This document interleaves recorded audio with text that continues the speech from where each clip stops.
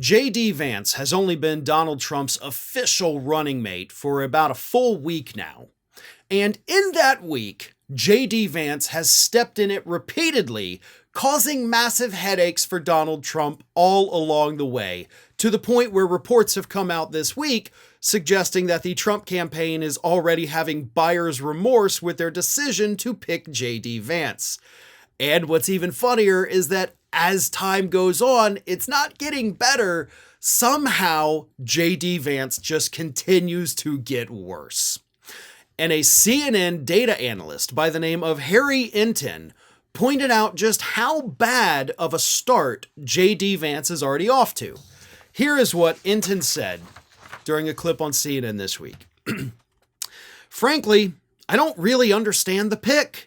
And apparently, neither do the American voters, because we take a look at the net favorable rating for J.D. Vance, that's the favorable minus the unfavorable, it's in negative territory. Look at that, -6 points.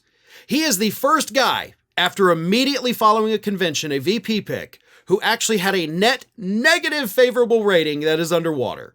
The average since 2000 is plus 19 points. J.D. Vance making history in the completely wrong way. Not since prior to 1980 has a vice presidential pick for either party been in net negative favorability territory following the convention, which means it hasn't happened in my lifetime. And more importantly, because J.D. Vance is 2 years younger than me, it hasn't happened in J.D. Vance's lifetime. So J.D. Vance is now officially the least popular vice presidential candidate in his own lifetime. That is historical. I mean, maybe it's going to be in the history books, but you're off to a really horrible start. And that's just following the convention, right? That doesn't even include the horrible performance you had Monday in that rally, where you told a joke that fell flat and nobody laughed. Then, of course, your past comments that you made in 2021 on Tucker Carlson's program about these childless cat ladies who shouldn't have a say in America because they don't have kids. Yeah, that came back to bite you. Not to mention, you've even been asked on Fox News about your horrible statements you made in the past about Donald Trump, saying that he was America's Hitler. All of the horrible things J.D. Vance has said over the years have come back to bite him in the last week. But it gets even worse than that. Enton went on to say, Vance won his Senate race by 6 points in 2022. But he underperformed Trump's 2020 showing in the state and ran 19 points behind the state's Republican governor in 2022. He was the worst performing Republican candidate in 2022 up and down the ballot in the state of Ohio. So, Enton added, he adds nothing here, meaning he adds nothing to the ticket.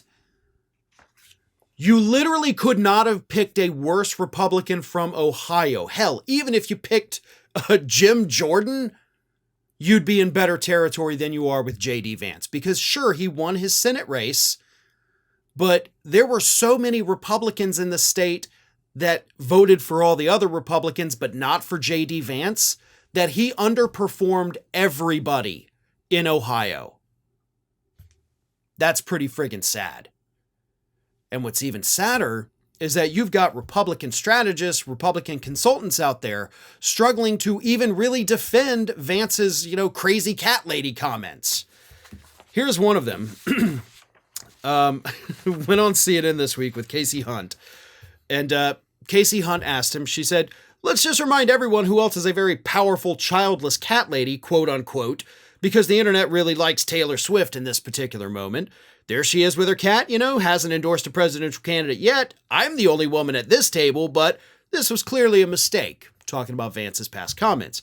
The Republican strategist said, I think that this is not part of the campaign's messaging, number one. Number two, if I may pivot, because one sentence is enough to dismiss it, right? If I may pivot, I think the old videos, if you want to play the game of resurfacing old videos of people who are now thrust onto tickets, I suspect you're going to see plenty of Kamala Harris videos that are going to be far more politically damaging than going after J.D. Vance today. That's my take. So your take is to deflect it and be like, well, I mean, there's videos of Kamala. Yeah, we know. I mean, she's been vice president for 3.5 years. She also previously had run for president. There's embarrassing footage out there, sure, but it's all widely known. Okay? You're not going to do a gotcha and be like, oh my God, look at this unearthed clip of Kamala Harris. Like, they've all been seen, bud. The impact of those has died off years ago.